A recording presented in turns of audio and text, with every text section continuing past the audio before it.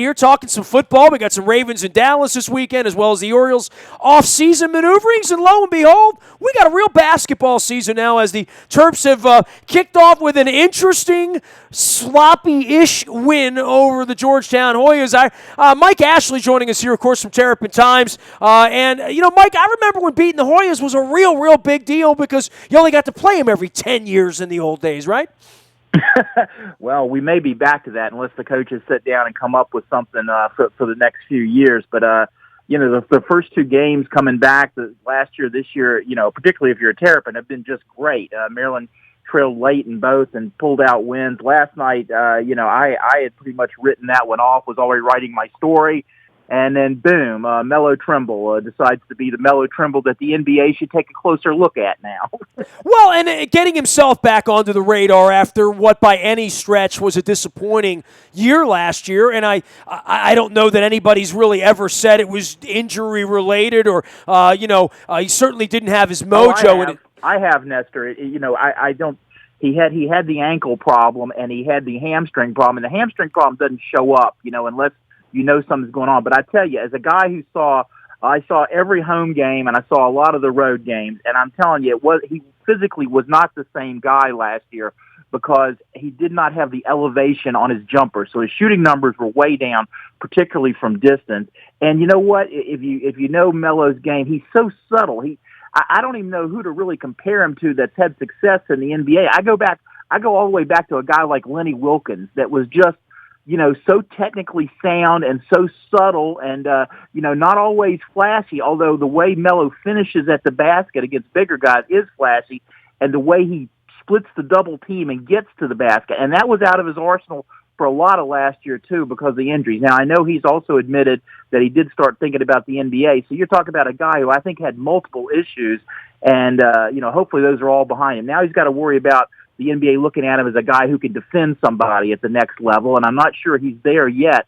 But offensively, his game is going to be there. And really, the last 2 minutes of that game, really maybe the last 5, they just put the ball in his hands and let him run the show. And by talking so much about him, I'm selling short some of the great efforts by particularly the freshmen last night, which I think was the most encouraging thing if you're a Terrapin fan. Well, look, as a guy who's watched this thing unfold since back when, Elmore and Lucas were doing it and McMillan, there are times where you fall in and out of Maryland basketball if you're a Baltimorean and a fan, where in years where they're relevant, you watch them, and certainly last year was one of those years where every game was must-see. You got to know the players a little bit. You got some familiarity with names and numbers and who these guys are. Out of the gate, I would just say this, in watching the Georgetown game on Tuesday night, just trying to figure out who Cowan and Herter are. And, we know Dodd, but Gill's all sort of new to the party. Certainly this kid Jackson looked unbelievable, but we don't know much about them. We're just trying to put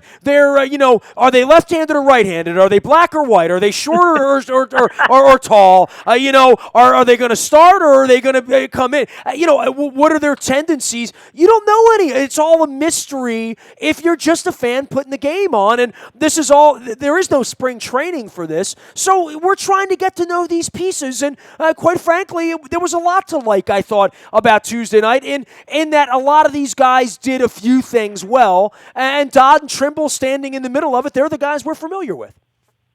Yeah, and you're talking about a team right now that won that game against a very large Georgetown squad without Michael Tchaikovsky there, who is going to be literally the centerpiece. I think without him, there really is not a whole lot of low post offense going on. So it's even more incumbent on the guards. And then you go out and you shoot 7 for 27 from 3-point range, and get yourself in a little bit of a hole because you really weren't getting the easy basket, except some of the scrappy play we saw from Justin Jackson. I really liked that in his game.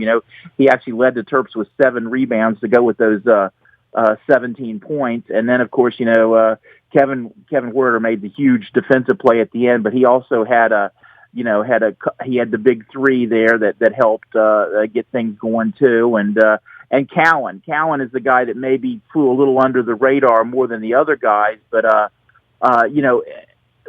and it's funny, I saw Mark Turgeon after the game. I don't know if people got a chance to see the press conference online or anywhere, but it's funny because he talked about how there's a dynamic right now between Cowan and Melo that they really don't know how they fit together yet. So I think there's going to be an evolution there because Melo wants the ball in his hands as much as possible. But we saw last night what Cowan can do when he's got the ball. He was creating off the dribble. He's a guy that made a lot of plays. And then defensively, Turgeon really hasn't had an on-ball defender like Anthony Cowan. Now, I know his size. Some people look at that, but I mean, we're talking about a guy that's quick, that gets in the passing lane, has natural instincts. He changes the whole Maryland defense, I think, with what he can do out front, and he's going to be a guy that's just going to get better and better, just going to be a real joy to watch it as he fits better and better with Melo.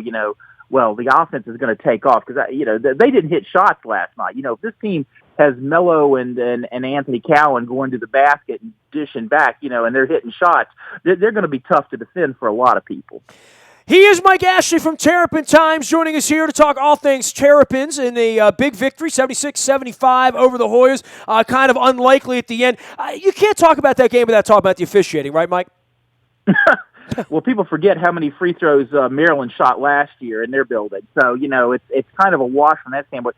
Mark Turgeon, kind of shrugged it off, said, it's an early season thing. Officials are still getting used to officiating, I guess, the off season. And 64 free throws. 64 free throws. It was, it was ugly. It was, I in fact, at one point had written that a Thursday night NFL game had broken out because it was all about the officiating and, one color uniforms. And it was hideous to watch for much of the night. You know what? The funny thing was, and I didn't get a chance to include this in my story, but if you remember late in the game, all the delays where the officials were coming over and explaining stuff and checking stuff, Maryland had to run through their timeouts, and that really ended up helping the Terrapins because Turgeon had a chance to bring the players to the sideline, walk them through some things there, talking to them. And, they said the Jackson inbound play he scored on late was something Turgeon said they'd never actually practiced. They just talked it on the sideline there during a delay, and then they ran it and scored. So, there was some benefit, even though the Terrapins stood around a lot watching the Hoyas shoot free throws. There was some benefit for Maryland, too. For the Terps, the one thing that's very obvious when you see this team, and again, I'm trying to get to know the names and the numbers and what roles these guys are going to play and what style they're going to play. It's very, very obvious how big they were last year. When they played Georgetown, when they played North Carolina early in the year last year, you looked and you're like, oh my God, I've never seen a bigger Maryland team than that. And because of that, they were on the all-airport team, right? I mean, literally, right? And they looked the part. This team, you look at it and you're like, who are the midgets? When did Yogi Ferrell sign up to be a Terp? And, part of it is they are going to be smaller this year, and I don't know how that's going to bode when they have to go out into the Midwest and bang around with a bunch of those bigger teams on those cold nights. Well, the thing you saw last night against the Georgetown team, again, that had a couple of really big guys around the basket and had some size on the perimeter, too. The LJ Peak 6'5" there, and he was a tough matchup for him all night. He ended up with 21 points and went to the free throw line 12 times. But in the end, Maryland's quickness won out. The quickness the Terrapins have, and that's going to be a problem for anybody in the Big Ten too. And again, I look forward to Tchaikovsky coming back, and I really was encouraged by what Yvonne Bender gave them last night in the low post. The kid playing with a broken hand, really, and 3 of 3 from the field. And, DeMonte Dodd had a terrible opening night. I don't think he had a rebound against American. And then last night, I thought his defense early in that game in the paint when the Hoyas came at them hard was a key. Now, he got in foul trouble, but you know what? I was way off the floor, and I had 2 fouls, I think. It was one of those nights. So, everybody was in foul trouble in the end, right? Right. Oh, my gosh. It was, eight Maryland players had 2 fouls at the end of the half, and then early in the second half, 4 guys picked up their third within the first 5 minutes. So, yeah, there was some trouble last night. I don't think Mark Turgeon probably gets credit for the job he did last night with his personnel, utilizing them, and, just able to keep them to hang in there. I'll be honest, I did not see them winning that game with like 5 minutes to play, with 4 minutes to play, 1:11 to play. They're still down. I think it was 7. So, it was just a remarkable win there, and that's got to do Justin Jackson told me after the game, their confidence is sky high right now for them to be able to know that if they put in the effort that they can hang in a game and win if they keep working. And that's going to go a long way. Yeah, well, here we got a little soft spot now, and I don't know, look, upsets happen. They almost lost to American, for crying out loud. St. Mary's, then they're going to see Towson on Sunday, Stony Brook and Richmond. It heats up right after Thanksgiving. Pittsburgh, Oklahoma State will be different kinds of games for them. But, Turgeon didn't put this schedule together to say, let's go see Michigan State and Kansas and Kentucky, and, let's go do all of that in the early part of this is a bit more of a mellow kind of schedule, not to pun away, Well, early on, except the Georgetown game sticks out, and then Pittsburgh and Oklahoma State are going to be huge tests. But yeah, this is he's got 7 new guys working in the mix, and it's traditional to schedule yourself some W's there and some let the guys pick up a little momentum and confidence, and I don't have a problem with that. Well, they're not flying off to Hawaii to play in some crazy tournament, this year that hasn't been part of what the package is for Turgeon. He's trying to win these games and build into something to be ready to go play these Big Ten games. Yeah, and like you said, it's going to be interesting when they come up against the size of the Big Ten, and when you got so many freshmen that are playing key roles, you always worry about them hitting that freshman wall there late in the season where they've played more games than they've ever played. Now, that's not such a factor as it used to be because people forget about the AAU schedules, which just go on forever and ever as far as I can tell.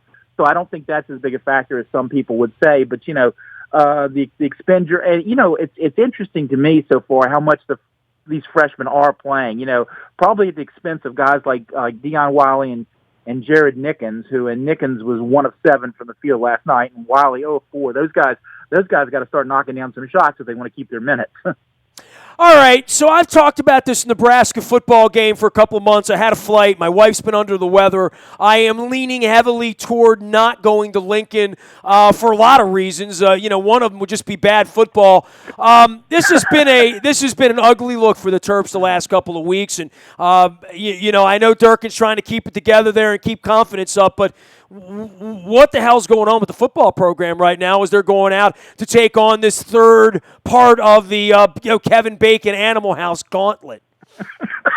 Right. Well, Indiana, thank you, sir. May I have another? Thank you. The Indiana game was kind of the outlier in this, but you're talking about playing Ohio State and Michigan, two of the probably two of the best 5 teams in the country, and this just in, Maryland didn't have a whole lot of margin for error.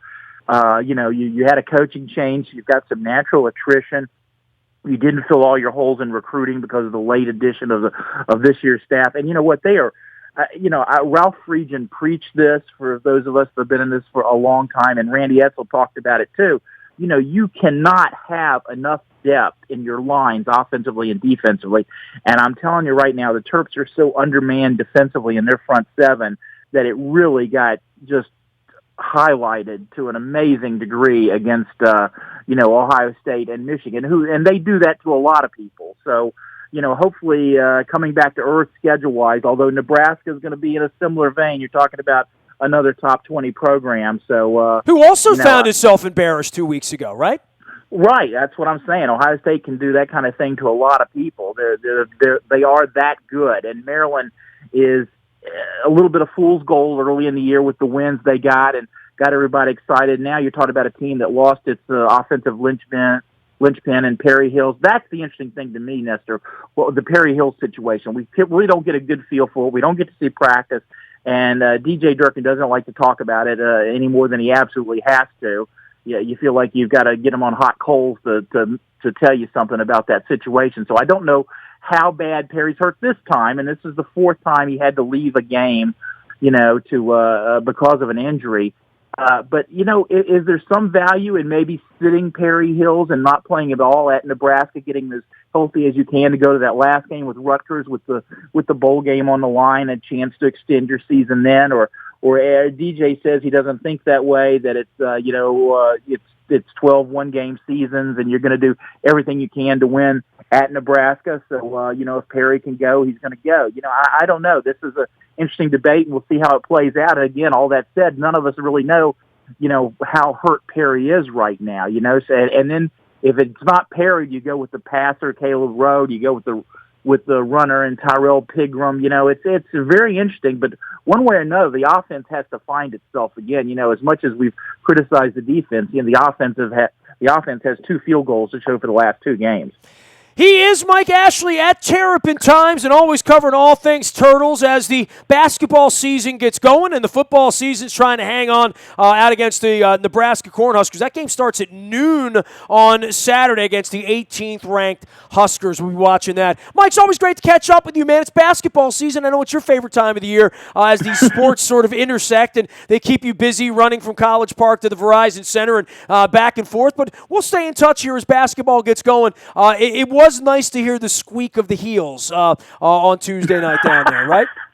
Yes, I love it. That is actually my game. Do love the cycle of football too, but I think this stretch lately has worn us all down a little bit. So hopefully the Terps can pull that, at least play a lot better this weekend, and then really that Rutgers game could be like a Super Bowl for the Terps there at the end of the year. So that could be a lot of fun too. That game's at noon on the Saturday after Thanksgiving, by the way, next Saturday. Mike, always a pleasure, man. We'll be following you out at Terrapin Times. Give my best to Keith and everybody, okay?